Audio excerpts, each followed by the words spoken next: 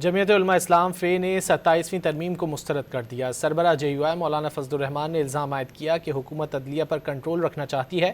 وہ اسلام آباد میں نیوز کانفرنس کر رہے تھے۔ جمعیت علماء اسلام نے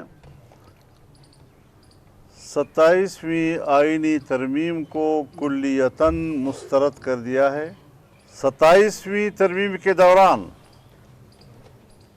ان کا فرض تھا کہ وہ اپوزیشن سے مشاورت کرتی، ایک فریق کو اس دفعہ مکمل طور پر نظر انداز کیا۔ سب کچھ پارلیمنٹ اور جمہوریت کے اقدار کے خلاف ہوا۔ اس سے حکومت کی عزت میں اضافہ نہیں ہوا، عوام میں حکومت کی مقبولیت بڑی تیزی سے گری ہے۔